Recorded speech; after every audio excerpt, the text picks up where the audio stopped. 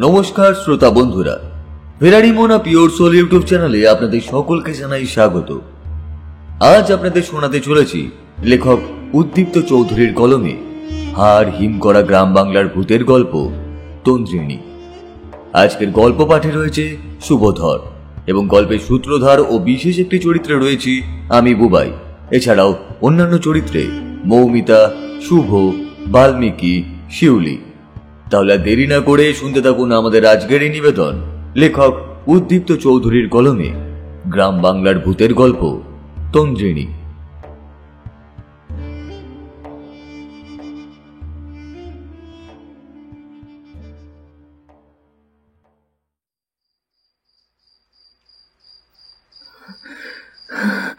ছেড়ে দাও, ছেড়ে দাও আমায়, নইলে নইলে তোমরা কেউ বাঁচতে পারবে না। আমি তোমাদের বাঁচতে দেব না কাউকে। ছেড়ে দাও বলছি।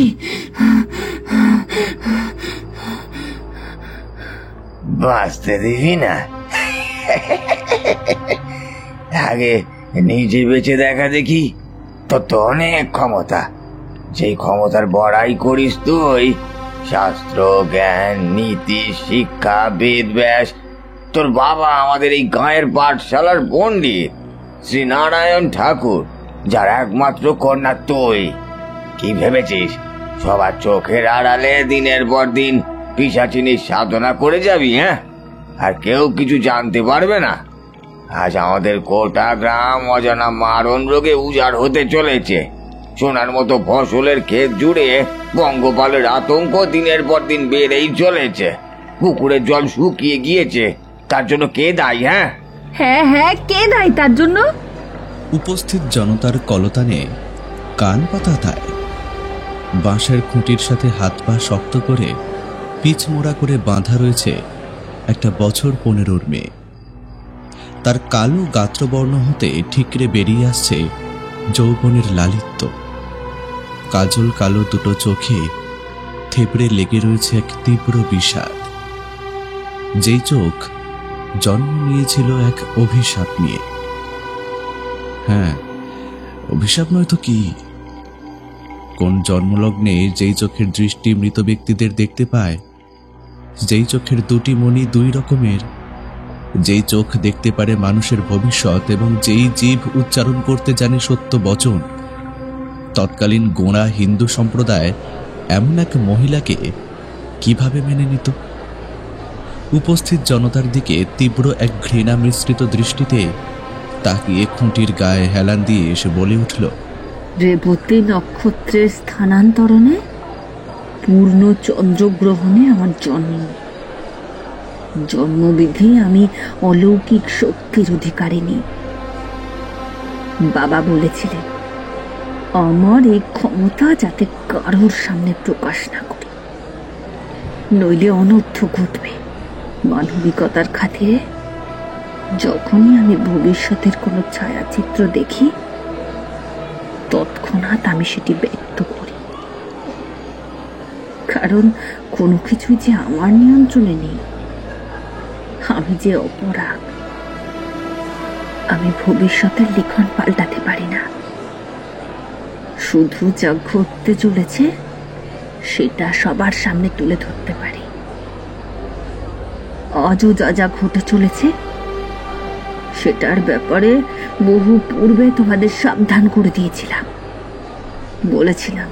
বলেছিলাম ফসল রক্ষা করতে, গায়ের জল এইভাবে দূষিত না করতে।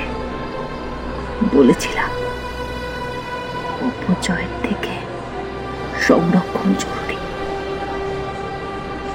এও আমি বলেছিলাম এই মারণ রোগ থেকে বাঁচার একমাত্র উপায় পরিচ্ছন্নতা। কিন্তু তোমরা তো আমাদের একটাও কথা শোনোনি। আর যা যা ঘটছে এবং ভবিষ্যতে যা যা ঘটবে জানবে, সেই সমস্ত তোমাদেরই কর্মের ফল। আমার নির্দেশ অমান্য করে তোমরা যে অভিশাপ ডেকে এনেছ, তার ফল তোমাদেরকেই ভুগতে হবে। মহাকালের লিখন খণ্ডাবে কে?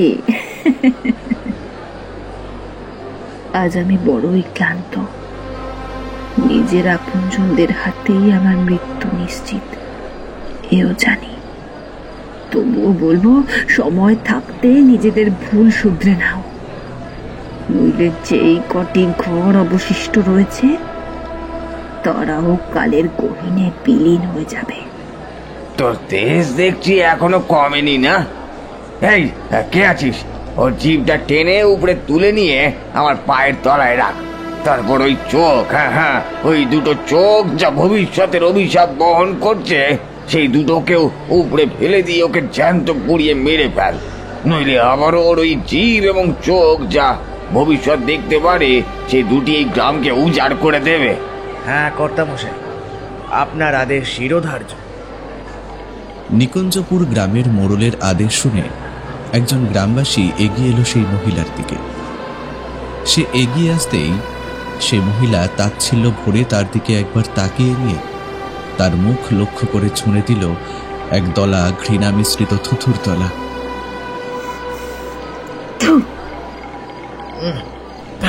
তবে রে, এত স্পর্ধা তোর? তবে এই নে। জোর করে দুই হাত দিয়ে আড়াআড়ি ভাবে টেনে ধরল তার দুই ঠোঁট। কানে ভেসে এলো সেই মহিলাটি বিড়বিড় করে দুর্ভেদ্য ভাষায় কি একটা যেন মন্ত্রোচ্চারণ করে চলেছে। এরপর আর কাল বিলম্ব না করে হাতে ধরে থাকা ফসল কাটার কাস্তে দিয়ে কানের এই প্রান্ত থেকে ওই প্রান্ত চিরে দিতেই ঠোঁটের নিচ থেকে চোয়ালের খানিকটা অংশ মাটিতে গড়িয়ে পড়ল। মাড়িবিহীন মুখের ভেতরে হাত ঢুকিয়ে টেনে বার করে আনলো লাল জিভটি। এই জিভ এতকাল ধরে মানুষকে পথ দেখিয়ে এসেছে। যেই মুখ মানুষকে ভবিষ্যতের আগাম বিপদ থেকে সতর্ক করে এসেছে, আজ ঝুলতে থাকা সেই জিভ এক কোপে কেটে নিয়ে মোড়লের পায়ে ছুঁড়ে মারল সে। খাবে খাওয়া মাছের মতো সেই জিভ দুইবার ছটফট করেই স্থির হয়ে গেল। সেদিকে একবার ব্যঙ্গের দৃষ্টিতে দেখে নিল মোড়ল খুড়ো। এরপর তীব্র ঘৃণায় সেই জিভকে মাটিতে পা দিয়ে দুমড়ে মুচড়ে পিষে দিতে দিতে খুঁটির গায়ে মাথা ঝুঁকিয়ে থাকা মেয়েটির আধ বোঝা চোখ দুটি তখনও সকল প্রকারের নির্যাতন সহ্য করে স্থির দৃষ্টি মেলে তাকিয়ে রয়েছে মাটিতে পড়ে থাকা মুখের অর্ধেক কাটা অংশটির দিকে। অব্যক্ত যন্ত্রণায় তার দুই চোখ দিয়ে গড়িয়ে পড়ছে ফোঁটা ফোঁটা জলের ধারা। সেই দিকে তাকিয়ে যে তার মুখের খানিকটা অংশ কেটে নিয়েছিল, সেই আধ প্রৌঢ় গ্রাম্য ব্যক্তিটি কানের কাছে মুখ এনে ফিসফিস করে বলে উঠল, আমার প্রস্তাবটা মেনে নিলে আজ এই দুর্দিন আসতো না। তোকে দেখে বড় মায়া হচ্ছে। মাটিতে পড়ে থাকা চোয়ালের অংশটিকে পা দিয়ে লাথি মেরে একদিকে সরিয়ে দিল সে। এরপর রক্তাক্ত মুখটি তুলে ধরে মুখ দিয়ে একটা চুকচুক শব্দ করে আবারও সে বলে উঠল, তোর বাবা ছিলেন এই গায়ের এক শ্রদ্ধেয় ব্যক্তি। তার মৃত্যুর পরে তুই বড্ড একা হয়ে পড়েছিলিস, তাই তো তোকে আমার কাছে এনে রাখতে চেয়েছিলাম। শুনলি না, আজ তোর এই অবস্থার জন্য একমাত্র তুই দায়ী। এরপর চোখের পাতা দুটো টেনে ধরে দুই হাত দিয়ে উপরে ফেলল দুই চোখের মণি, যার একটি রং কালো এবং অপরটি ধূসর নীল। মার্বেল পাথরের মতো মাটিতে দুই চোখের মণি পড়তেই সেই দুটো গড়াতে গড়াতে এগিয়ে গেল সামনের ঝোপের দিকে। এমনতর পৈশাচিক ঘটনা যে মধ্যযুগীয় বর্বরতার সমান, সেটাও আবার ব্রিটিশ সরকারের শাসনকালে, যখন সরকার বাহাদুর আইন করে মেয়েদের উপর হওয়া সকল প্রকারের অত্যাচার বন্ধ করে দিয়েছিলেন বহু পূর্বেই। অদ্ভুত বিষয়, এত কিছু হওয়া সত্ত্বেও উপস্থিত কারো চোখে সেই মেয়েটির জন্য বিন্দুমাত্র অনুকম্পা কিংবা গ্লানির চিহ্ন মাত্র দেখা গেল না। দেখা দিল না কোনো অপরাধবোধ। তার থেকেও অদ্ভুত, এই নারী যার মুখে তখনও যন্ত্রণার লেশ মাত্র নেই। এই কে আছিস? ও সারা শরীরে কেরোসিন ঢেলে দে। মোড়লের কথা শোনা মাত্রই একজন গ্রামবাসী এগিয়ে এসে তার হাতে ধরে রাখা কেরোসিন মেয়েটির সারা শরীরে ছিটিয়ে দিল। মেয়েটির হা হয়ে থাকা মুখ এবং শূন্য দৃষ্টি উপস্থিত সকলের দিকে একবার যেন চেয়ে কিছু একটা বলতে চাইল। জ্বলন্ত দেশলাই কাঠি যখন তার শরীরে গিয়ে লাগল, মুহূর্তের মধ্যে তার সারা শরীর দাউ দাউ করে জ্বলে উঠল। তার আধ ভাঙা চোয়ালের মৃদুমন্দ আন্দোলন যেন কিছু একটা বলতে চাইছিল, কিন্তু বলতে পারল না। লেলিহান অগ্নিশিখা ধীরে ধীরে গ্রাস করল তাকে। বাতাসে ছড়িয়ে পড়ল মাংস পচা কটু গন্ধ। ধীরে ধীরে তার শরীরের মাংস গলতে গলতে মাটিতে একরাশ ছাইতে রূপান্তরিত হল। ক্ষণিকের অপেক্ষা, তারপর হঠাৎ সেই স্থানে উঠল এক প্রবল ঘূর্ণিঝড়। একরাশ ছাই সেই ঘূর্ণিঝড়ের মাঝে পাক খেতে খেতে এগিয়ে এলো তাদের দিকে। মুহূর্তের মধ্যে আছড়ে পড়ল তাদের উপরে। চারিদিকে শুরু হলো প্রবল মৃত্যু আর্তনাদ, যেন শয়ে শয়ে মানুষ মৃত্যু যন্ত্রণায় ছটফট করছে। ধীরে ধীরে সেই ঝড় পাক খেতে খেতে ধেয়ে গেল গ্রামের দিকে। প্রবল ঝড়ে মাটির ঘরগুলি খড়কুটোর মতন উড়ে গেল।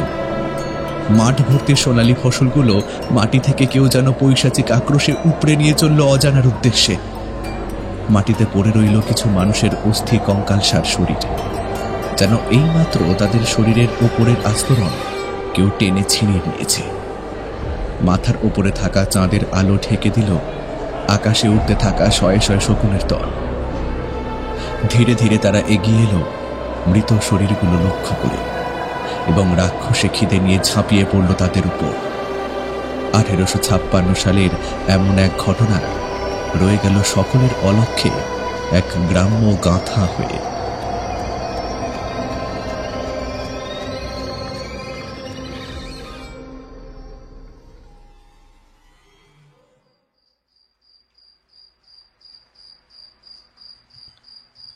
বর্তমান সময়, স্থান কলকাতার বালিগঞ্জ প্লেস। ডায়েরির পাতা জুড়ে খানিক আঁকি বুকি কাটার পরে কপালের চেটোয় হাত রেখে শুয়ে পড়ল অমর। তার সারা শরীর ঘামে জবজব করছে। কপাল বেয়ে ছুঁয়ে নামছে ফোঁটা ফোঁটা ঘামের ধারা। টি শার্টটা একটানে খুলে ফেলল সে।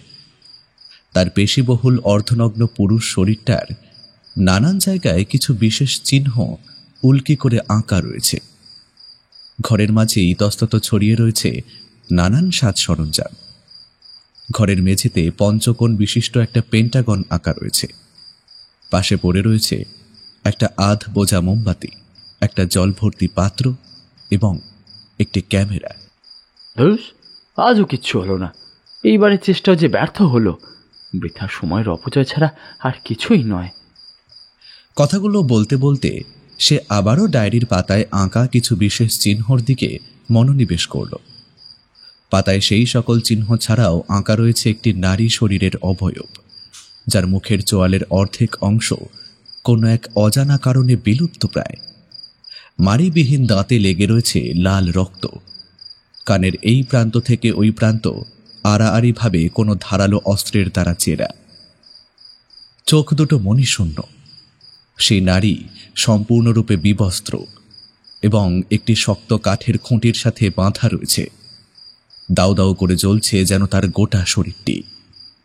ক্যামেরাটা নিয়ে ফুটেজগুলো চেক করতে করতে ভিডিওর প্লে বাটনটি অন করে সে নিজের ভিডিও রেকর্ড করতে করতে বলে চলল, হুইচক্রাফট কিংবা বলা ভালো ডাকিনী বিদ্যায় পারদর্শী ছিলেন প্রাচীন বাংলার একটি গ্রাম নিকুঞ্জপুরের মহিয়সী নারী, যার নাম তন্দ্রিনী।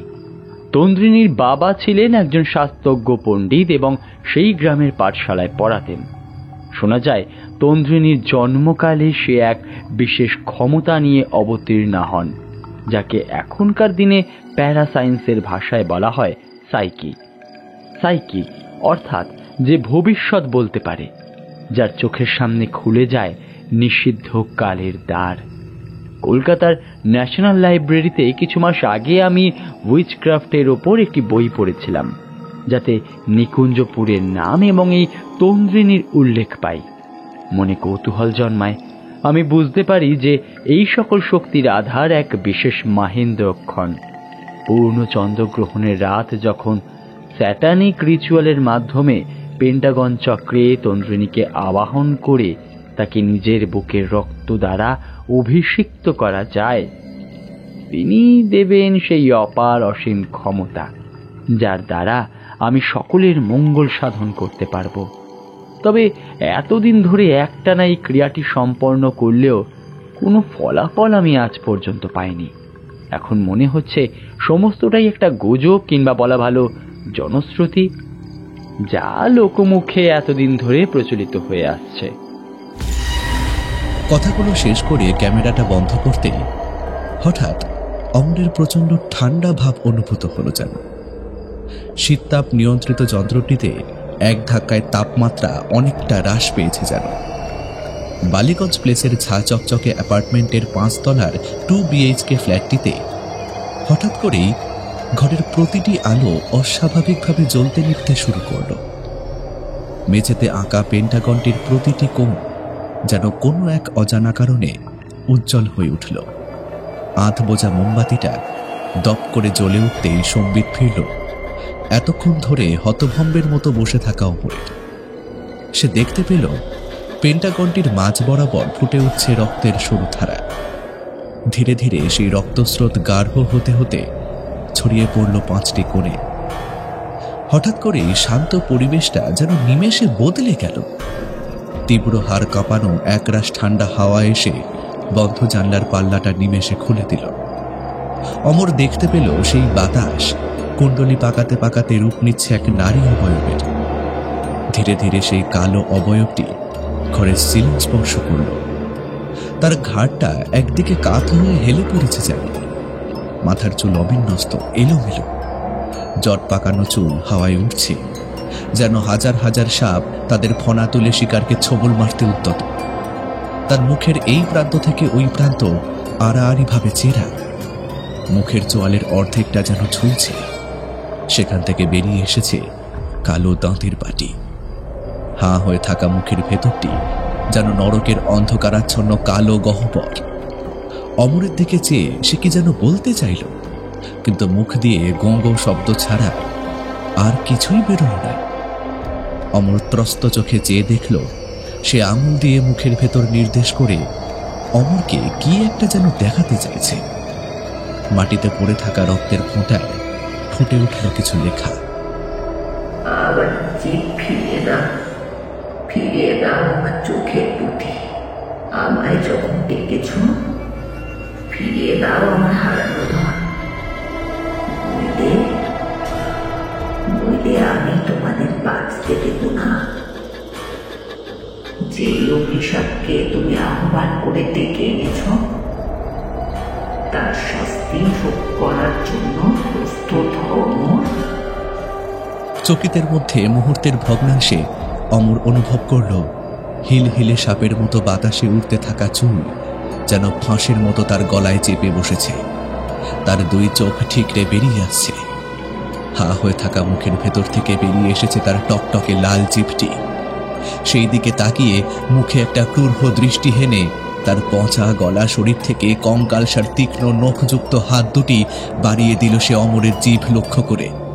এক হ্যাঁচকা টানে জিভটা উপড়ে ফেলতে উদ্যত হতেই হঠাৎ অমরের বুকের উল্কিটা অদ্ভুতভাবে জ্বলে উঠল। যেন তীব্র চোখ ধাঁধানো আলোক শিখা রাতের সেই রহস্যময়ী নারীর শরীরে পড়তেই বিদ্যুৎ পৃষ্ঠের মতো সে খানিক দূরে ছিটকে সরে এলো। অমরের বুক থেকে তখনও নির্গত হচ্ছে সেই সাদা আলোক রশ্মি। তার ছোঁয়ায় যেন সেই নারীর সারা শরীর জ্বলতে লাগলো।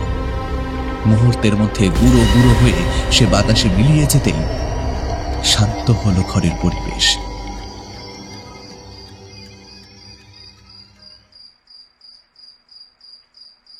হাতঘড়িতে তখন সময় জানান দিচ্ছে রাত 3টে। রক্তাক্ত জিভটি তখনও মুখের ভেতর থেকে বাইরে বার করা হয়েছে। সেখানে তীক্ষ্ণ নখের আঁচড় স্পষ্ট। কোনো ক্রমে জিভটা মুখের ভেতর ঢুকিয়ে শুধুমাত্র একটি কথা উচ্চারণ করতে পারল অমর।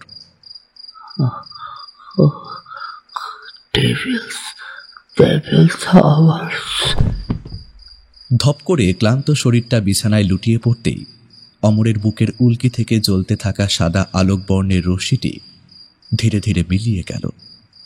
সেখানে ফুটে উঠল একটি ক্রুশবৃদ্ধ প্রভু যিশুর ছবি, যার 2 হাত কাঠের তক্তায় পেরেক দিয়ে গাঁথা রয়েছে এবং সেখান থেকে চুইয়ে পড়ছে টাটকা লাল তরল।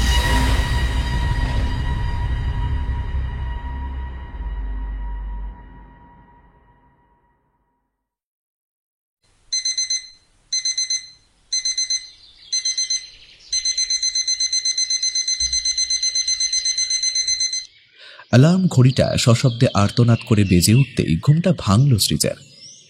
গায়ের কম্বলটা এক টানে সরিয়ে দিয়ে বিছানায় উঠে বসল সে। বালিশের পাশে রাখা মোবাইল ফোনটি হাতে নিয়ে প্রথমেই তাদের ইউটিউব চ্যানেল, যার নাম দি প্যারানর্মাল ইনভেস্টিগেটর, খুলে দেখল কাল রাতে একটি নতুন ভিডিও আপলোড হয়েছে, যাতে দেখা যাচ্ছে কাল রাত ঠিক 2:30টার দিকে একটি ভিডিও আপলোড হয়েছে। এরই মধ্যে সেই ভিডিওটির ভিউ 1 মিলিয়ন পেরিয়ে গেছে। ভিডিওটিতে প্লে করে প্রথমে তেমন কিছু দেখতে পেল না সৃজা। ঝিরঝির করছে কালো স্ক্রিনটা। অদ্ভুত এক বিপ বিপ শব্দ শোনা যাচ্ছে তাতে। এক দৃষ্টিতে তাকিয়ে থাকলে কেমন যেন নেশা ধরে যায়। খানিক পরেই সৃজা দেখতে পেল মেঝের ওপর আঁকা একটি পঞ্চভুজাকৃতির পেন্টাগনের মাঝে ধুলোর কুণ্ডলি পাকিয়ে কি একটা যেন ঘরের সিলিং ছুঁয়েছে যেন। বিছানায় বসে থাকা একটি অর্ধনগ্ন ছেলেকে দেখা যাচ্ছে, যে হতভম্বের মতো সেই দিকে এক দৃষ্টিতে চেয়ে রয়েছে। ক্ষণিকের অপেক্ষা, তারপরেই আবারও ভিডিওটি আবছা হতে শুরু করে। টিভি স্ক্রিনের মতো কয়েকটি লম্বা সাদা দাগ দেখা যায় তাতে, আর তারপরেই কাঁপতে কাঁপতে স্থির হয়ে যায় সেটি। ভিডিওর নিচে কমেন্ট সেকশন জুড়ে অনেকেরই মতামত জমা পড়েছে। তাদের মধ্যে কেউ বলেছে ঘটনাটি কোনো প্যারানর্মাল অ্যাক্টিভিটি, কেউ বা বলছে পুরোটাই মিথ্যে সাজানো একটি ঘটনা, যা ভিজুয়াল এফেক্টের মাধ্যমে তুলে ধরা হয়েছে। সৃজা বিছানা থেকে এক ঝটকায় নেমে স্মার্টফোন একটি নাম্বার ডায়াল করল। Come on, you bloody idiot, pick up the call, অমর। এত বার করে মানা করেছিলাম, তবুও ছেলেটা স্যাটানিক রিচুয়াল পালন করলো, তা আবার বাড়িতে বসে। এবার বেশ চিন্তা হচ্ছে, অমরের কোনো ক্ষতি হলো না তো? নিজের মনেই বিড়বিড় করে কথাগুলো বলতে লাগলো সৃজা। এদিকে টানা 1 মিনিট ধরে রিং হওয়ার পর ফোনটা আপনা থেকেই কেটে গেল। দ্রুততার সাথে আবারও সেই একই নাম্বার ডায়াল করল সে। খানিক পরেই ফোনের ও প্রান্ত থেকে একটা আওয়াজ ভেসে এলো, এক অস্পষ্ট চাপা গোঙানির মতন শব্দ, যেন কেউ কিছু বলতে চাইছে কিন্তু কোনো এক অজানা কারণে বলতে পারছে না। অমর, তুমি ঠিক আছো তো? কালকের ভিডিওটা দেখলাম জাস্ট আমাদের চ্যানেলে। অমর। ফোনের ওই প্রান্ত থেকে আবারও ভেসে এলো একটা চাপা গোঙানি। কান পাতলেই শোনা যায় তার দ্রুত হারে ওঠানামা করা বুকের ধুকপুকানির শব্দ। শ্বাস প্রশ্বাসের তারতম্যে সহজেই অনুমান করা যাচ্ছে যে তার শ্বাস নিতেও কষ্ট হচ্ছে। কিছু একটা তো হয়েছে। না, আমায় একবার অমরের বাড়ি যেতেই হবে। মনে মনে কথাগুলো একবার বলে নিয়ে সৃজা আবারও অমরকে বলে উঠল, আমি বেশ বুঝতে পারছি অমর, তোমার সাথে খুব খারাপ কিছু একটা ঘটেছে।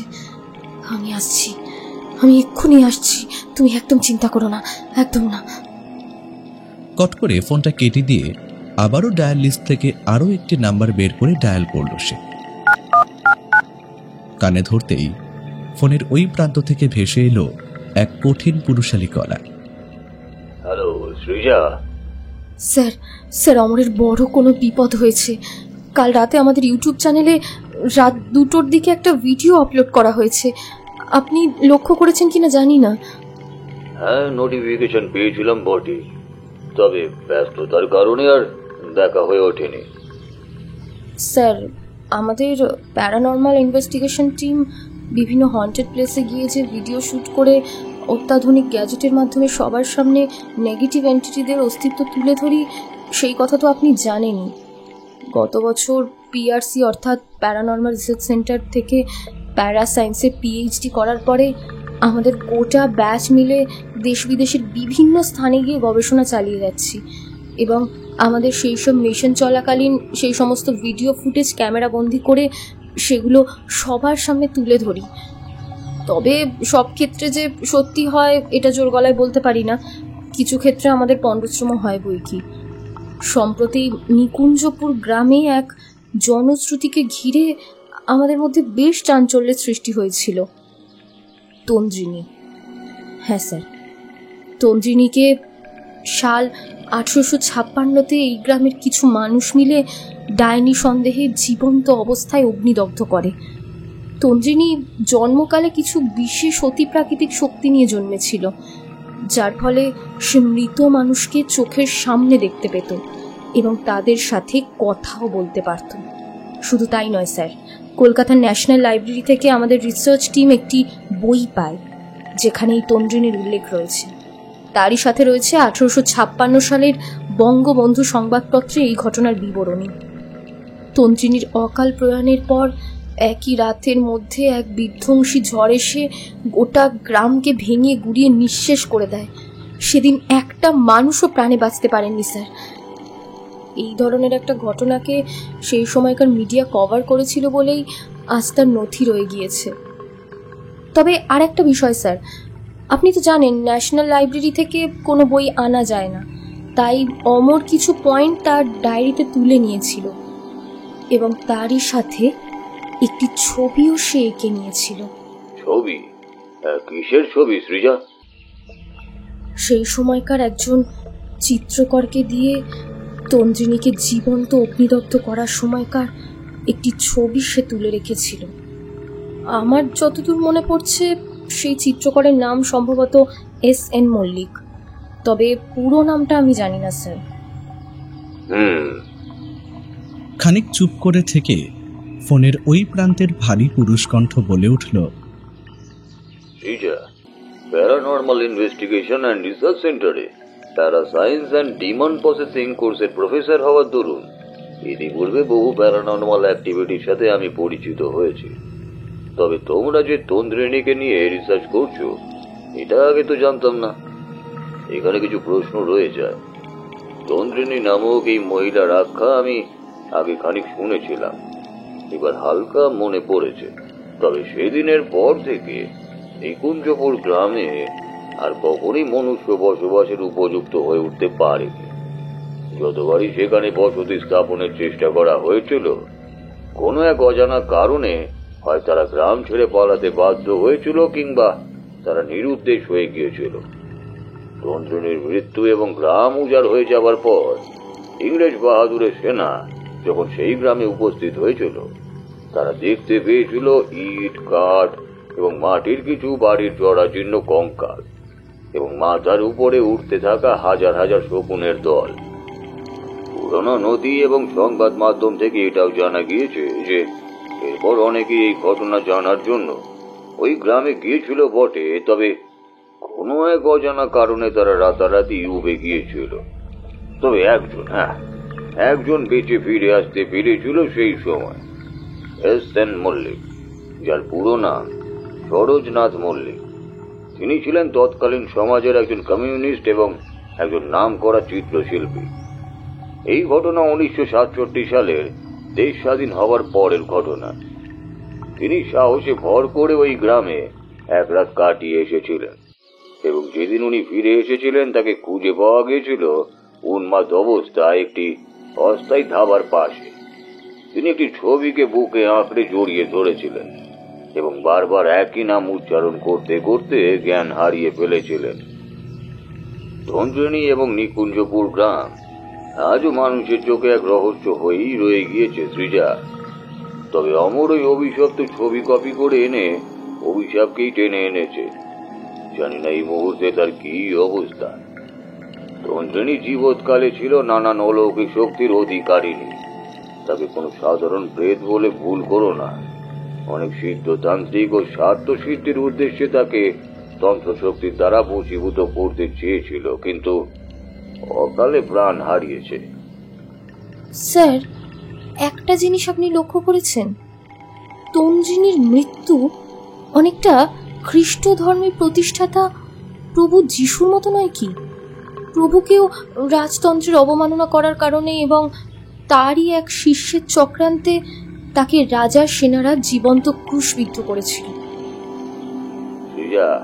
বাইবেলে উল্লেখিত সুসমাচার অনুযায়ী যিশুকে খ্রিস্ট বলে অভিহিত করা হয়। তাকে তৎকালীন রাজা পিলাতের আইনসভা কর্তৃক অন্যায়ভাবে ধরে এনে অপমানও করা হয় এবং পরে রাজা পিলাতের কাছে পাঠানো হলে সে প্রথমে চাবুক মারার আদেশ দেন এবং পরবর্তীতে বাধ্য হয়ে ক্রুশে দেওয়ার আদেশ দেয় এবং অবশেষে রোমানরা তাকে ক্রুশবিদ্ধ করে। ক্রুশবিদ্ধ করার আগে যীশু খ্রিস্টের শরীর থেকে তার কাপড় খুলে নিয়ে তাকে চাবুকের আঘাত করা হয় এবং পিত্ত মেশানো আঙুর রস খেতে দেওয়া হয়। যিশুর সাহাবী মথির লেখা সুসমাচার অনুযায়ী পরে তাকে দুজন দণ্ডপ্রাপ্ত দস্যুর মাঝে তাকে ক্রুশে দেওয়া হয় এবং তার ক্রুশের উপর বিদ্রূপ করে লিখে দেওয়া হয় INRI। অনুবাদ করলে যার অর্থ দাঁড়ায় এই ব্যক্তি যিশু ইহুদিদের রাজা, যার উল্লেখ তার সাহাবী ইউহান্না, যাকে যোহন বলা হয়, তার লেখা সুসমাচারে পাওয়া যায়। চারটি সুসমাচারের মধ্যে ইউহান্না বা যোহানের লেখা সুসমাচারে উল্লেখ আছে যে যিশুকে ক্রুশে দেওয়ার পর একজন সৈন্য তার দেহে বর্ষা দিয়ে খুঁচিয়ে তার মৃত্যু নিশ্চিত করে।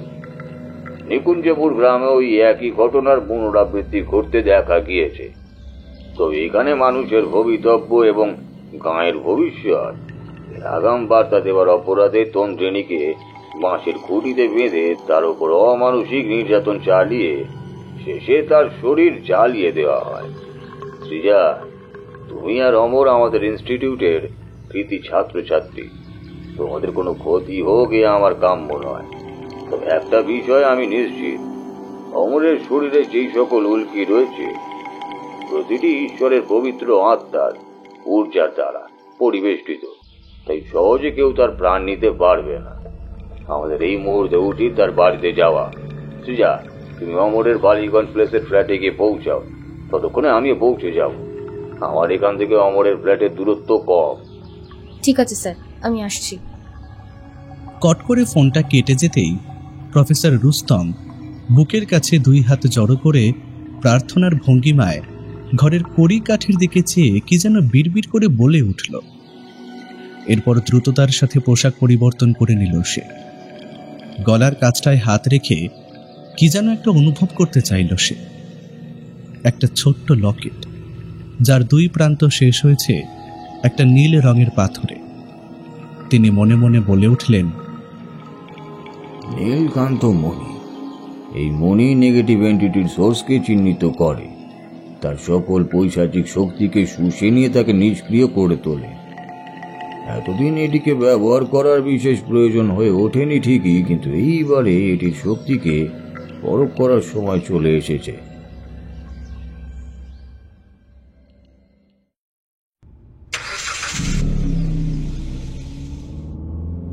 ধূসর ইনোভা গাড়ির ড্রাইভিং সিটে বসে চাবি ঘোরাতেই এতদিনের বিশ্বস্ত সঙ্গীটি স্টার্ট দিয়ে এগিয়ে চলল অমরের বাড়ির দিকে।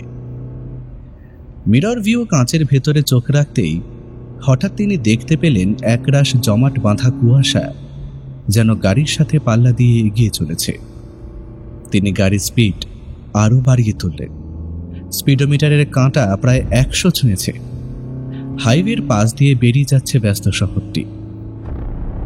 হঠাৎই তার গলার কাছটায় জ্বালা অনুভূত হতেই তিনি দেখতে পেলেন এক অদ্ভুত নীল রশ্মি নির্গত হয়ে তার শরীরসহ গোটা গাড়িটাকে এক অদৃশ্য বলয়ে বেঁধে ফেলেছে।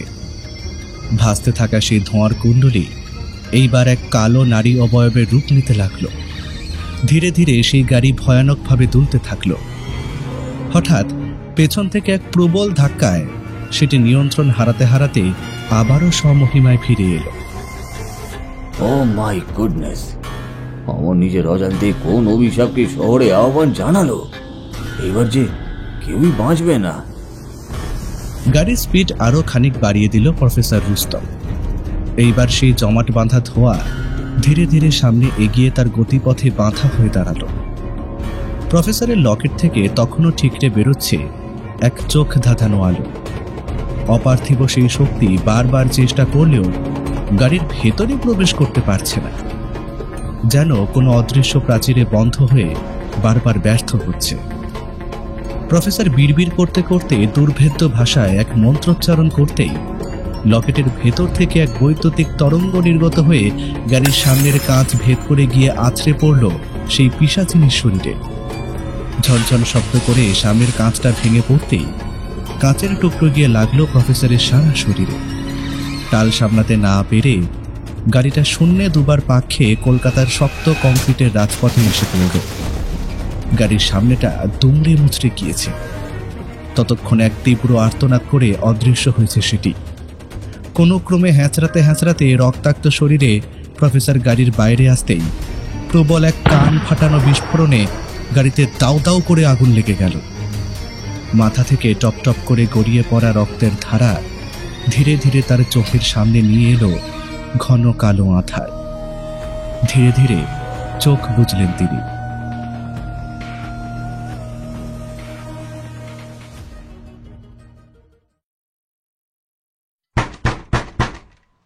এদিকে তখন অমরের ফ্ল্যাটের দরজায় বারংবার আঘাত করে চলেছে সৃজা। অমর, অমর, দরজা খোলো। অমর, অমর, প্লিজ ওপেন দ্য ডোর। অমর। ফ্ল্যাটের ভেতর থেকে শোনা গেল কিছু একটা যেন তার শরীরটা ঘষ্টাতে ঘষ্টাতে এগিয়ে আসছে দরজার দিকে।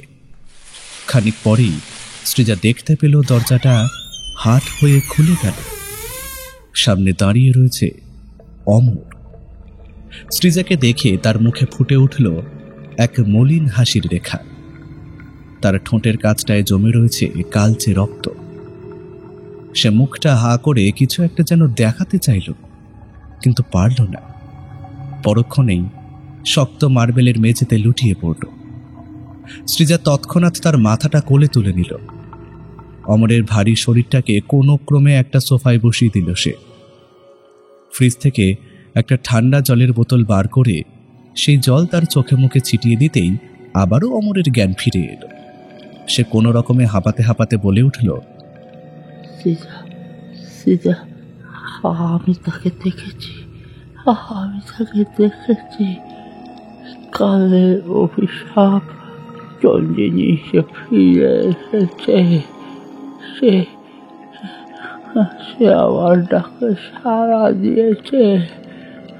তবে কবে তাকে আবাহন করার দুঃসাহস আমি দেখিয়েছি। ঠিক তাই। তাই কি অমর? কালকের ভিডিওটা দেখেছি আমি। কাল ঠিক কি কি ঘটেছিল আমায় সবটা খুলে বলো। অমর আবারও অতি কষ্টে মুখটা হা করে দেখল। ঘরের উজ্জ্বল আলোয় এবার সৃজা দেখতে পেল তার জিভের একপাশের মাংস কেউ যেন খুবলে নিয়েছে। জিভের ভেতরে অসংখ্য নখের আঁচড়ের দাগ স্পষ্ট। এইসব কি অমর? এই অবস্থা তোমার কি করে হলো?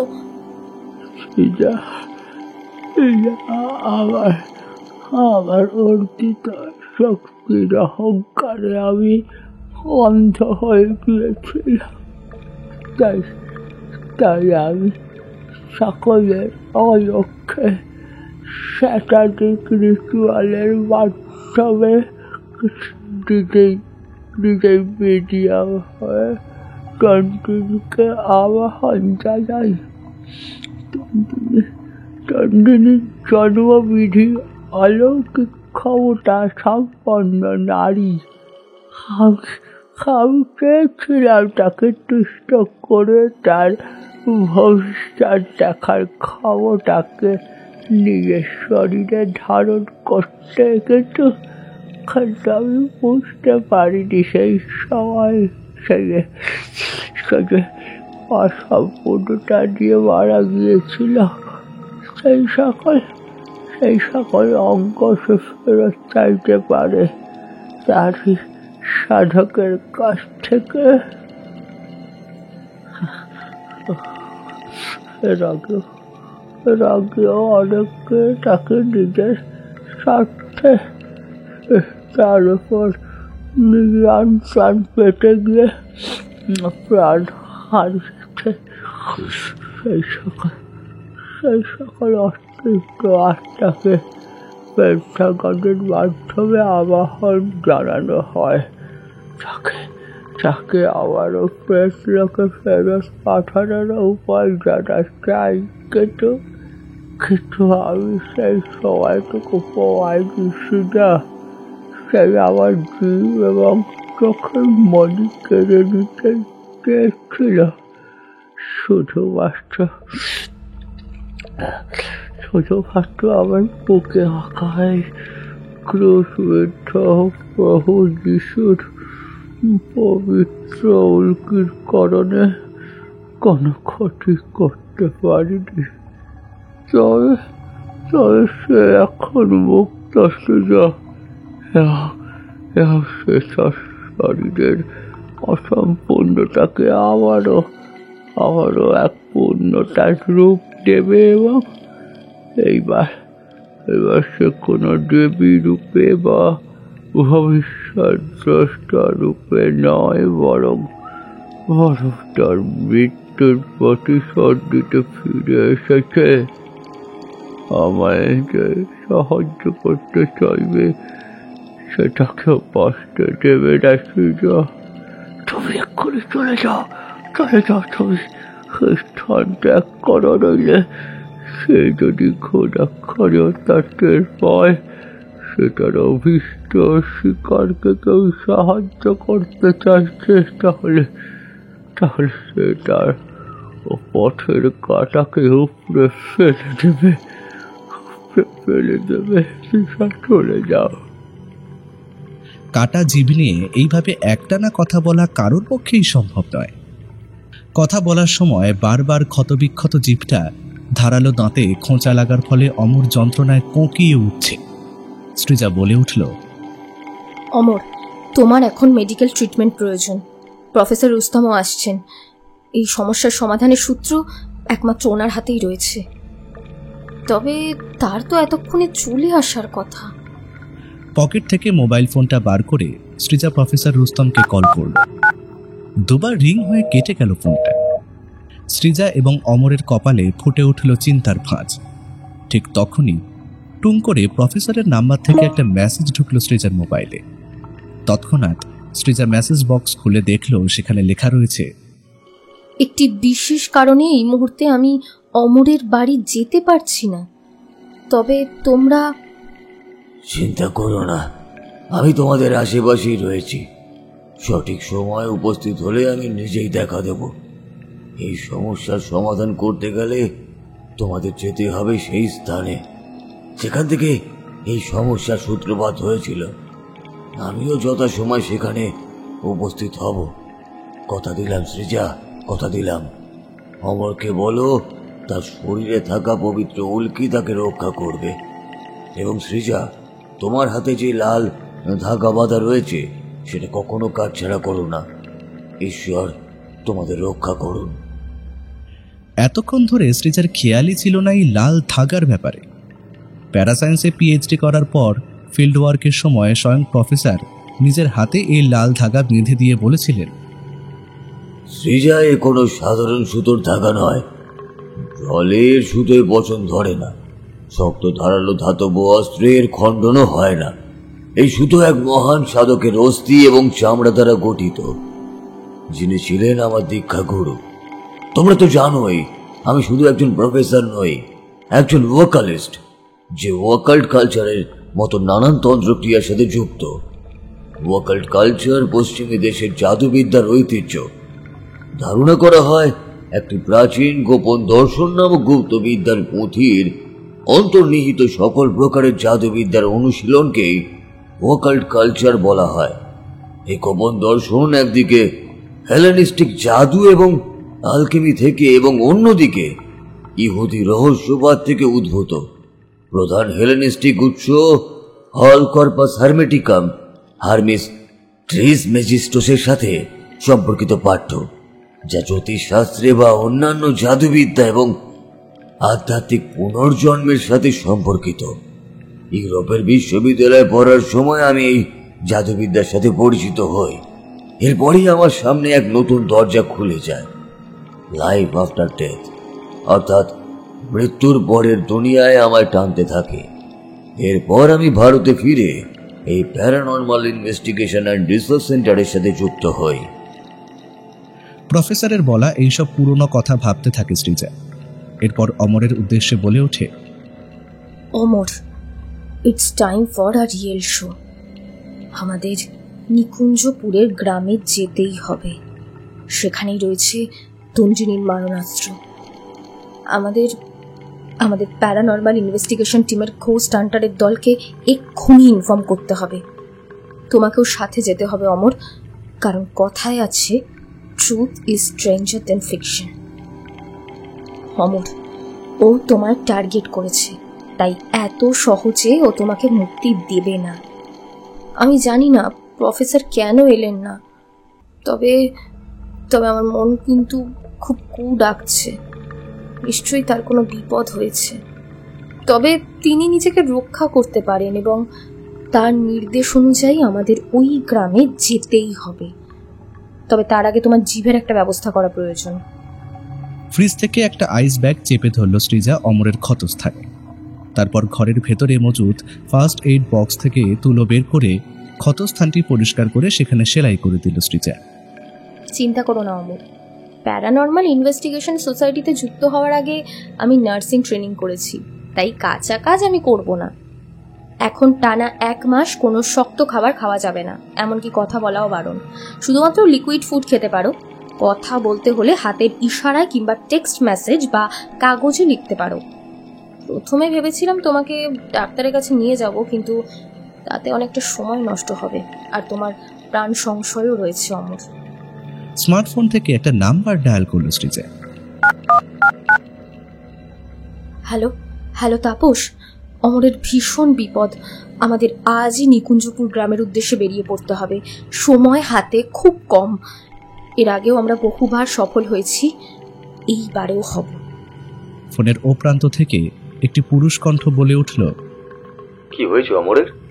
সে তঞ্জিনীকে একাই প্রেতচক্রে আহ্বান জানানোর যে ভুলটা করেছে, তারই মাসুল গুনছি আমরা সবাই। হ্যাঁ সৃজা, এর আগেও আমরা সকলে মিলে সে চেষ্টাই করেছিলাম, কিন্তু ব্যর্থ হয়েছি। অমর একা যে এমন দুঃসাহসিক পদক্ষেপ নেবে তা ভাবতেও পারিনি। আচ্ছা, প্রফেসরকে কি এই বিষয়ে জানিয়েছো?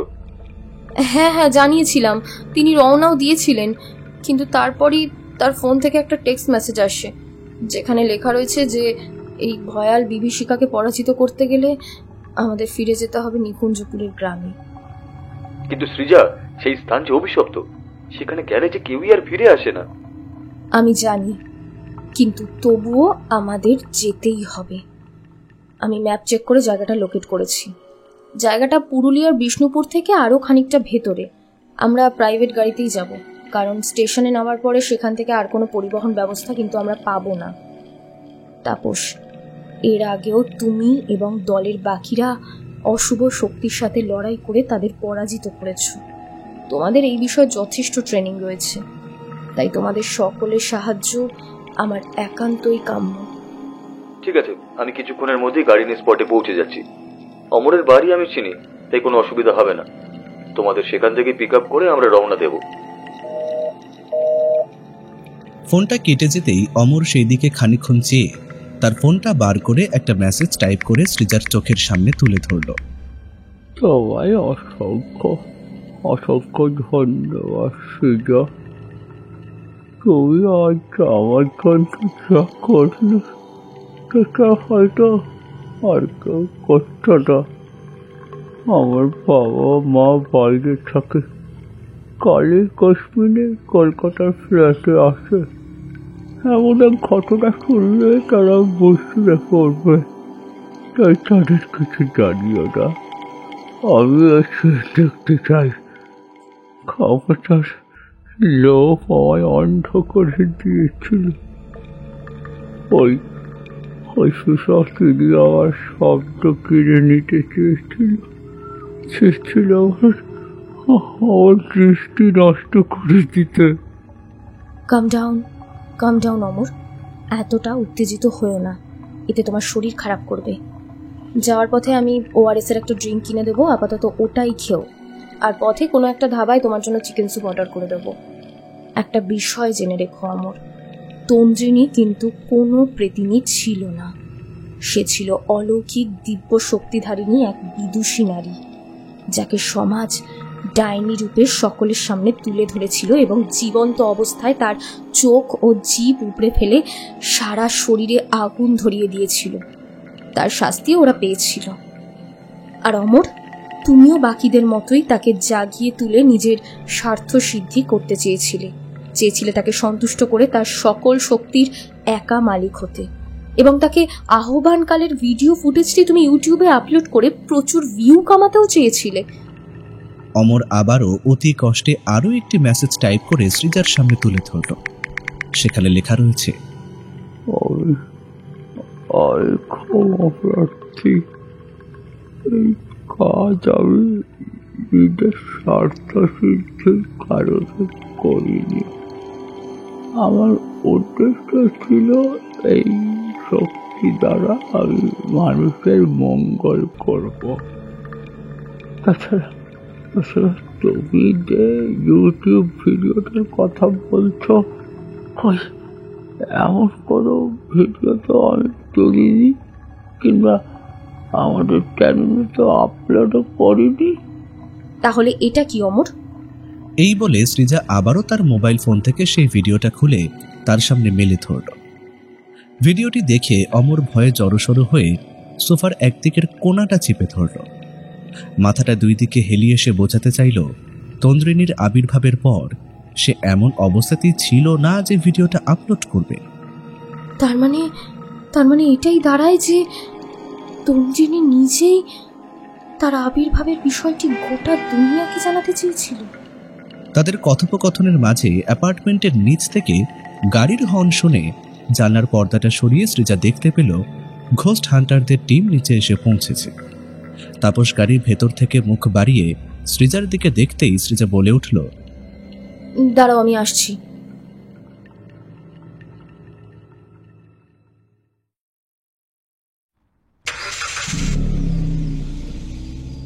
কালো রঙের অ্যাম্বাসাডার গাড়িটা ছুটে চলল রাজপথের ধুলো উড়িয়ে এক অজানা গন্তব্যের খোঁজে। সব রেডি রেখেছো তো? আমরা যেখানে যাচ্ছি সেখানে গিয়ে কিন্তু কেউ বেঁচে ফিরতে পারে না। সৌভাগ্যবশত অমরের প্রাণ রক্ষা হয়েছে বলে এটা ভেবো না যে সে আমাদেরও ছেড়ে দেবে। তন্দ্রিনী এক অতি ভয়ানক প্রতিহিংসাপরায়ণ প্রেতিনী, যাকে পরাজিত করা সহজ হবে না। এদিকে প্রফেসর রুস্তমও মিসিং। তার শেষ টেক্সট মেসেজ পাওয়ার পর থেকে আমি অনেকবার তাকে চেষ্টা করেছি, কিন্তু ফোনে পাইনি। সৃজার কথা শুনে তাপস বলে উঠল, অমরের অবস্থা তো দেখতেই পাচ্ছি। প্রেত চক্রে যে পেন্টাগন আঁকা হয় সেটা স্বয়ং শয়তানকে আহ্বান জানানোর জন্য। এই চক্রের 5টি কোণে 5 জনকে থাকতে হয় এবং শয়তানকে নিজের শরীরের রক্ত দিয়ে সন্তুষ্ট করতে হয়। যতদূর তন্দ্রিনীর ব্যাপারে জানি, হ্যাঁ, বর্তমানে তার আত্মা এক ক্ষুধার্ত পিশাচিনী ঠিকই, তবে যেই মঙ্গল সাধনার জন্য সাধারণ জনগণ তাকে জ্যান্ত পুড়িয়ে হত্যা করেছিল, তাতে তার দুটো দিক প্রকাশ পায়, একটি শুভ এবং অন্যটি অশুভ। অমর তাকে শয়তানের প্রেতচক্রে তার অশুভ সত্তাকে আহ্বান জানিয়েছে, আর তাই সে ঠিক সেই রূপেই দেখা দিয়েছে। একবার ভেবে দেখো সৃজা, তার শেষ পরিণতির ভয়াবহ বৃত্তান্ত। কলকাতা লাইব্রেরিতে দেখা সেই পুঁথির ভেতর যে নারীর ছবি আঁকা রয়েছে, তার চিত্রকর এসএন মল্লিক একমাত্র তার দর্শন পেয়েও ফিরে আসতে পেরেছিলেন। কিন্তু কেন? বাকিরা কেন পারল না?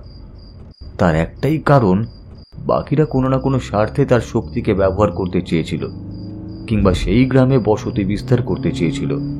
যেই গ্রামে তার এইভাবে মৃত্যু ঘটেছে, সে কেন কাউকে সেখানে থাকতে দেবে? চিত্রকর ভদ্রলোক সৃষ্টিমূলক কাজে নিযুক্ত ছিলেন এবং স্বাভাবিকভাবেই তার আত্মা পবিত্র ছিল। একজন চিত্রকরের কাছ থেকে কোনো ক্ষতির সম্ভাবনা সে দেখতে পায়নি, তাই তার প্রাণ ভিক্ষা দিয়েছিল। সেটা অবশ্য ঠিক। যারা সৃজনশীল কাজের সাথে যুক্ত তারা ঈশ্বরের প্রিয় পাত্র হয় শুনেছি। আমাদের দেশে আজও রবি ঠাকুরকে ঈশ্বর জ্ঞানে পুজো করা হয়। তারপর সামনে দেখো।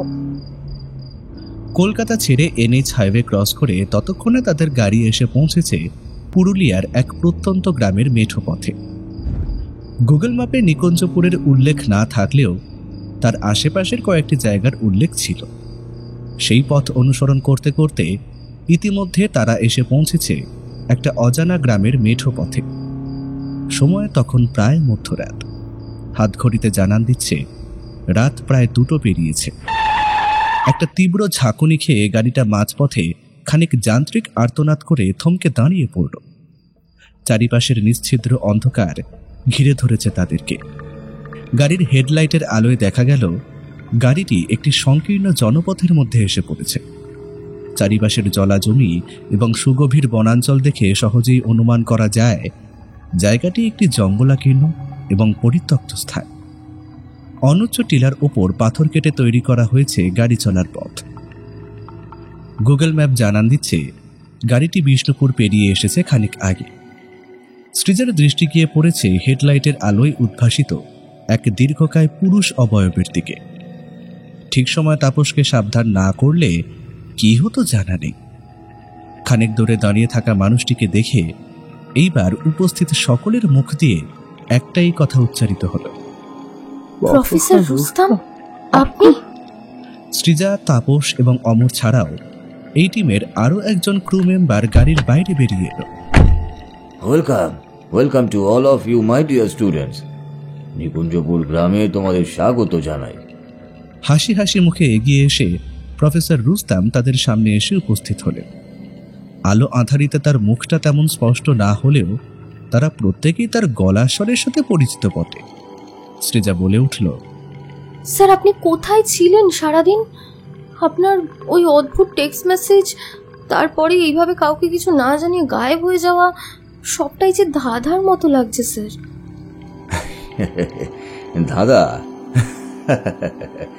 দাদাই বটে। আসলে জীবনটাই যে একটা গোলক দাদা, মাই ডিয়ার সৃজা। যাক গেছে সব কথা, সে এক লম্বা বৃত্তান্ত। তোমাদের জায়গাটা চিহ্নিত করে দিয়ে আমি এখানে একাই চলে আসি, যাতে আগাম কয়েকটি ব্যাপারে ইনভেস্টিগেশন করে নিশ্চিন্ত হতে পারি। তোমরা কি জানো মৃত্যুর আগে তন্দ্রিনী ওয়াজ ব্রুটালি রেপড? মানে আমরা তো জানি যে তার এমন অলৌকিক সত্তা দেখে তাকে ডাইনি সন্দেহে পুড়িয়ে মারা হয়েছিল। তাপসের কথা শুনে প্রফেসর বলে উঠল, truth is stranger than fiction Tapas. আমরা যতটুকু জানি সেটাই যে যথেষ্ট নয়। আমি তোমাদের অনেক আগেই এখানে উপস্থিত হয়ে আশেপাশের গ্রামগুলো থেকে কিছু তথ্য সংগ্রহ করেছি। তাদের মধ্যে কতটা সত্য আর কতখানি যে গুজব, সেই ব্যাপারে অবশ্য নিশ্চিন্ত নই। তবে ঘটনা প্রবাহ সেই দিকে ইঙ্গিত দেয়। তোমাদের আসতে দেখে আমি পথরুদ্ধ করে দাঁড়াই। আমাকে দেখি সৃজা গাড়ি থামাতে বলেছিল, নইলে এতক্ষণে সর্বনাশ হয়ে যেত। কিসের সর্বনাশ স্যার? কি হতো? এইবার সৃজার কথা শুনে প্রফেসর আঙুল দিয়ে একটা জায়গায় নির্দেশ করতেই সবাই দেখতে পেল খানিকটা খাস জমি। মৃদুমন্দ হাওয়ায় সেটি দুলছে যেন। দূর থেকে দেখে বোঝার উপায় নেই যে এককালে এটি একটি জলাশয় ছিল এবং পরবর্তীকালে শ্যাওলার স্তর জমে সেই জায়গাটি পরিণত হয়েছে এক মৃত্যুকূপে, যেখানে একবার পড়ে গেলে বাঁচার কোনো আশা নেই। এও প্রকৃতির সৃষ্টি, এক অদ্ভুত ভ্রম কিংবা মায়াজাল, যা উপর থেকে দেখে বোঝার কোনো উপায়ই নেই। এই গ্রামে আসার পথ এই একটি মাত্রই রয়েছে, তাই তোমাদের জন্যই অপেক্ষা করছিলাম। যাই হোক, এখন আমায় অনুসরণ করো। খুব সাবধানে এসো তোমরা, নইলে কিন্তু এই জঙ্গল পচা পাক এবং বিষাক্ত পোকামাকড়ে পরিপূর্ণ। সাহায্যের জন্য গলা ফাটিয়ে চিৎকার করলেও কিন্তু কেউ শোনার নেই। প্রফেসরকে অনুসরণ করে গোটা দল এগিয়ে চলল গ্রামের দিকে। জঙ্গলের পথ পেরোতেই তাদের চোখে পড়ল কিছু ভাঙাচোরা বাড়ির ধ্বংসাবশেষ। দাঁত মুখ বিকৃত করে ইতিহাসের সাক্ষ্য নিয়ে ভগ্ন এবং জরাজীর্ণ মাটির বাড়িগুলো স্থানুবৎ দাঁড়িয়ে রয়েছে। হাতে ধরে রাখা ইলেকট্রোম্যাগনেটিক ফিল্ড ডিটেক্টর হঠাৎই বিপ বিপ শব্দ করে জ্বলে উঠতেই সকলের সম্বিত ফিরল যেন। প্রফেসর সকলের উদ্দেশ্যে বলে উঠল, সাবধান, সে আমাদের আশেপাশেই রয়েছে। তোমরা সকলে প্রস্তুত হও। কাঁধের ঝোলা থেকে এক টুকরো খড়িমাটি এবং চক বের করে প্রফেসর তাদের সকলকে অবাক করে দিয়ে একটা দীর্ঘ লম্বা মাটিতে পুঁতে রাখা কালো কাঠের থামের চারিদিকে আঁকতে লাগলেন একটা পেন্টাগন। সেই কালো পোড়া কাঠের থামটি দেখে অমর সজোরে সৃজার হাত চেপে কোনো ক্রমে তোতলাতে তোতলাতে বলে উঠল, ব্যাসটা এই মনে হচ্ছে সেই কথা ঠাউরাকে দিদিকে বেঁধে তার উপর কত অত্যাচার চালানো হয়েছিল। আমি ছবিতে দেখেছি।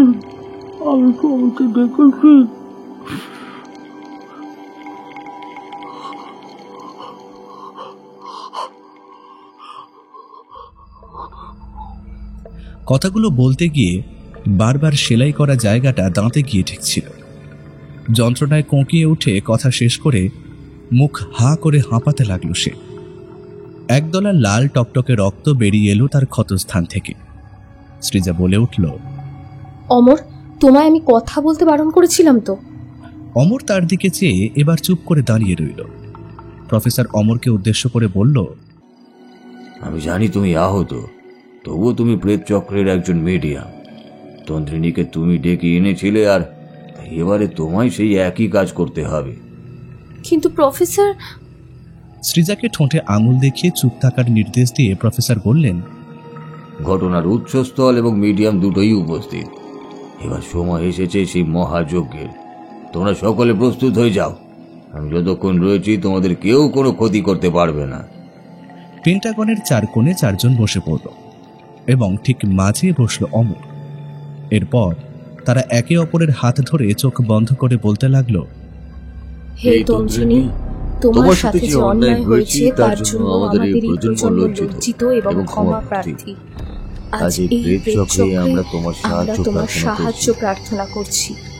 হে মহান বিদুষী, তুমি উপস্থিত হও, উপস্থিত হও অমরের শরীরে তুমি উপস্থিত হও। খানিক পরেই অমরের শরীর ভয়ানকভাবে দুলতে শুরু করে।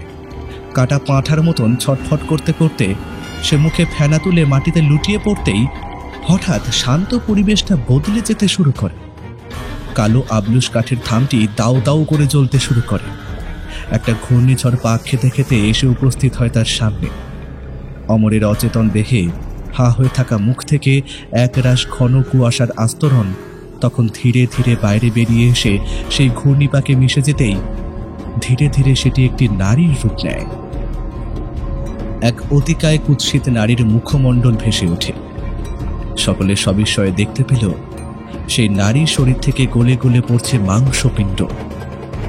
তীব্র মাংস পোড়া গন্ধে সেখানে টেকা দায়। তার অক্ষিকোটর শূন্য, সেখানে কোনো মনই নেই। মুখের নিচের অংশের চোয়াল মাটিতে খসে পড়েছে।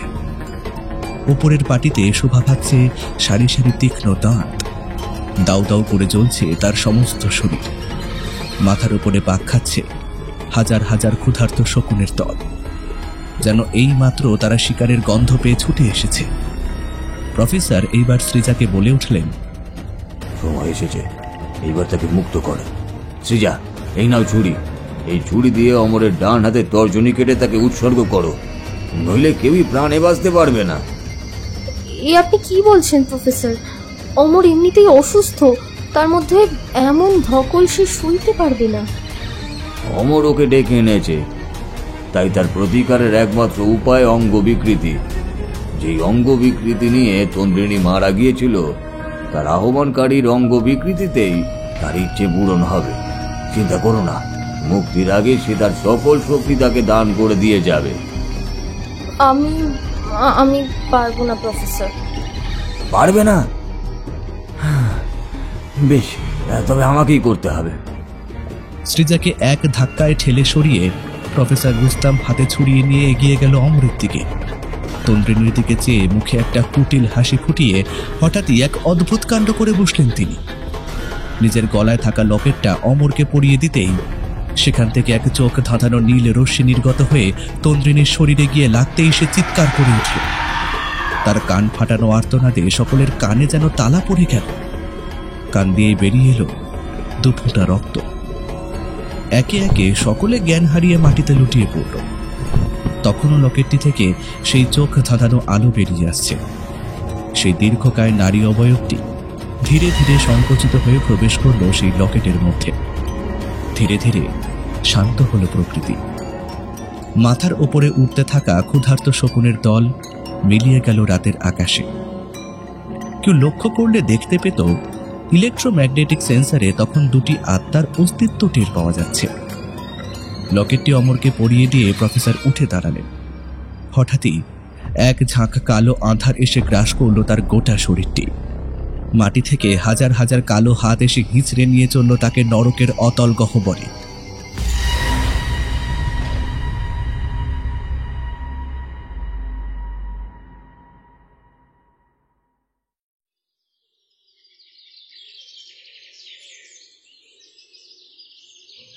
সকালে চোখ মেলতেই অমর দেখতে পেল পেন্টাগনের ঠিক মাঝখানে সে শুয়ে রয়েছে।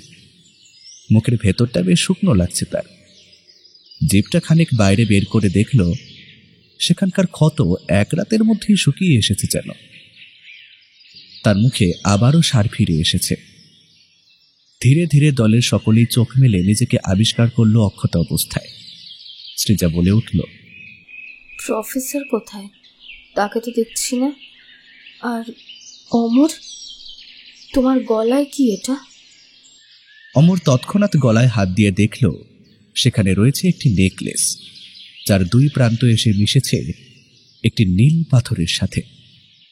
আরে আরে এটা তো প্রফেসরের লকেট, আর আমার গলায় কি করে এলো? সেই একই প্রশ্ন তো আমারও অমর। কাল থেকে প্রফেসরের এই অদ্ভুত ব্যবহারের তো কোনো মানেই বুঝতে পারছি না আমি। হঠাৎই অমরের চোখ কিছু একটা দেখে যেন স্থির হয়ে গেল। তার চোখের সামনে হঠাৎই সিনেমার পর্দার মতো কিছু দৃশ্য ভেসে উঠল। সে দেখতে পেল একটা গাড়ি হাইওয়ে দিয়ে ছুটে চলেছে। তার পেছনে ধাওয়া করে আসছে এক ঝাঁক জমাট বাঁধা কুয়াশা। ধীরে ধীরে সেই কুয়াশা এক নারীর রূপ নিল। গাড়ির চালকের আসনে বসে রয়েছেন স্বয়ং প্রফেসর। তার বুকের কাছে রাখা নীল পেন্ডেন্ট থেকে ঠিকরে বেরিয়ে আসছে আলো। হঠাৎ এক প্রবল ঝাঁকুনি। টাল সামলাতে না পেরে সেই গাড়ি শূন্যে দুবার পাক খেয়ে রাস্তায় আছড়ে পড়ল। প্রফেসর হামাগুড়ি দিয়ে কোনো মতে বাইরে বেরিয়ে আসতেই গাড়িতে আগুন ধরে গেল। সেই দিকে তাকিয়ে প্রফেসর প্রাণ হারিয়ে মাটিতে লুটিয়ে পড়লেন। কিন্তু এসব কি দেখছে সে? তার তো এসব দেখার কথা না। তবে কি আর প্রফেসর বেঁচে নেই? এতক্ষণ ধরে তার অশরীরী সত্তা আমাদের প্রাণ রক্ষা করল। তবে ওই টেক্সট মেসেজ না, সবটা গুলিয়ে যাচ্ছে। মাথার রগগুলো দপদপ করে কাঁপছে তার। সে মাটিতে বসে পড়তেই সৃজা সহ টিমের বাকিরাও ছুটে এলো। কি হয়েছে অমর? প্রফেসর আর বেঁচে নেই। তিনি আমার বাড়িতে আসার পথেই মারা গিয়েছেন। এতক্ষণ ধরে আমরা যাকে দেখছিলাম সেটা তার সূক্ষ্ম বায়বীয় শরীর মাত্র। এবার আমি সবটা বুঝতে পেরেছি। প্রফেসর নিজের প্রাণের আহুতি দিয়ে আমায় দিয়ে গেছেন তন্দ্রিনীর সকল শক্তি। এই লকেট নেগেটিভ সোর্সের সকল শক্তিকে শুষে নেয় এবং তার মুক্তির পথ প্রশস্ত করে। কিন্তু প্রফেসর যে তোমার আঙুল কেটে তাকে সন্তুষ্ট করতে চেয়েছিল, সেই ব্যাপারে কি বলবে? ম্যানিপুলেশন সৃজা। সেই কাজটা করে তার মস্তিষ্ককে বিপথে চালিত করতে চেয়েছিল, যাতে সে আমাদের কোনো ক্ষতি করতে না পারে। The end of exorcism. চক্রের মাঝে আমায় রেখে আমার শরীরের প্রোটোপ্লাজম সংগ্রহ করে সেই নারী যখন পূর্ণরূপ ধারণ করেছিল, ঠিক তখনই প্রফেসরের লকেট তার সকল শক্তি শুষে নিয়ে আমায় দিয়ে যায়। কারণ বায়বীয় রূপে তাকে প্রতিহত করা সম্ভব হলেও তার ধ্বংস মোটেই সম্ভব নয়।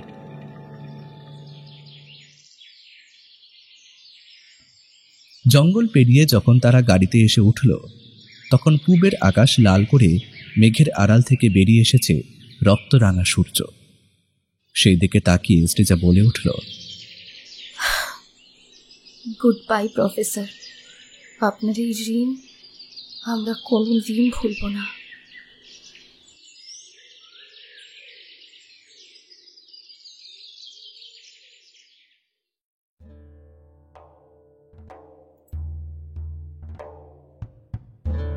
এতক্ষণ শুনছিলেন লেখক উদ্দীপ্ত চৌধুরীর কলমে হাড় হিম করা গ্রাম বাংলার ভূতের গল্প তন্দ্রিণী।